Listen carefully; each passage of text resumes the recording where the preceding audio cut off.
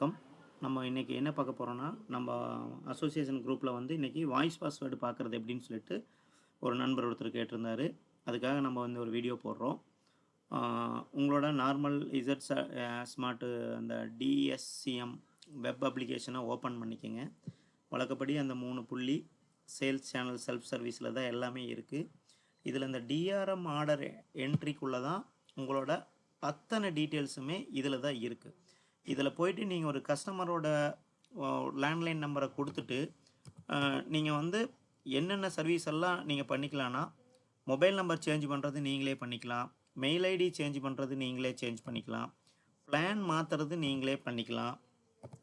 அந்த மாதிரி என்ன கஸ்டமரோட அட்ரஸ் மாற்றணும், நேம் மாற்றணும், என்னென்ன சர்வீஸ் பண்ணணுமோ எல்லாமே நாமே பண்ணிக்கிற மாதிரி இப்போ வர்ற போர்ட்டலில் கொடுத்துருக்காங்க.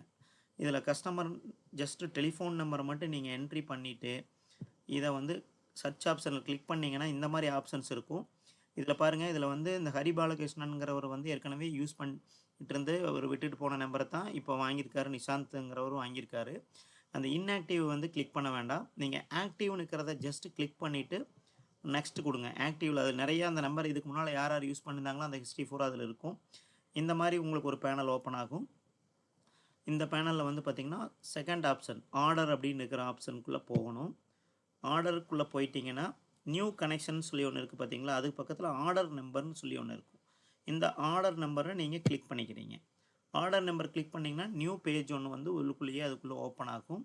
இதில் ஜஸ்ட்டு ஸ்க்ரோல் டவுன் பண்ணிகிட்டே வந்தீங்கன்னா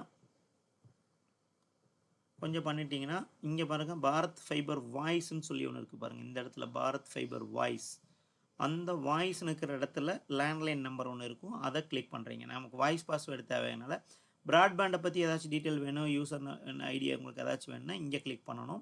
நீங்கள் வாய்ஸ் பாஸ்வேர்டு பார்க்குறதுனால நீங்கள் வாய்ஸ் பாஸ்வேர்டு பார்க்குறதுக்கு வாய்ஸுங்க இருக்கிற இடத்துல இருக்கிற லேண்ட்லைன் நம்பரை ஒரு கிளிக் பண்ணுறீங்க. பண்ணிங்கன்னா அடுத்த பேஜ் ஓப்பன் ஆகிக்கும். அதுக்குள்ளேயே இதில் வந்து பார்த்திங்கன்னா இதில் எல்லா டீட்டெயில்ஸுமே உங்களுக்கு இருக்கும். டீட்டெயில்ஸ் எல்லாமே இருக்கும். நீங்கள் எதுவுமே பார்க்கணுன்னா பார்த்துக்கலாம். மற்றதை வந்து உங்களுக்கு தேவை வந்து வாய்ஸ் பாஸ்வேர்டு பார்க்குறதுனால டாப்பில் பேசிக் இன்ஃபர்மேஷன் சொல்லி ஒன்று இருக்கும். அதுக்குள்ளே வந்துடுங்க. இதில் வந்துட்டிங்கன்னா இதில் கொஞ்சம் ஸ்க்ரோல் டவுன் பண்ணினீங்கன்னா உங்களுக்கு ஒரு இடத்துல ஒரு செகண்ட்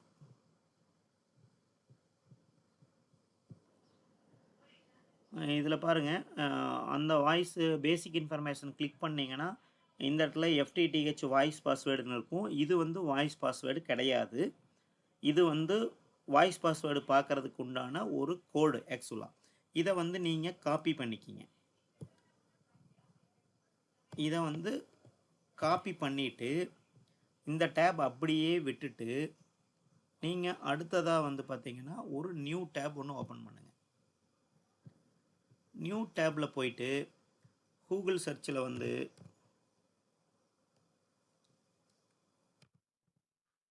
இல்லை, நீங்கள் அதை கூட நீங்கள் அடுத்தது ஒரு இதில் கூட போட்டு வச்சுக்கலாம். நீங்கள்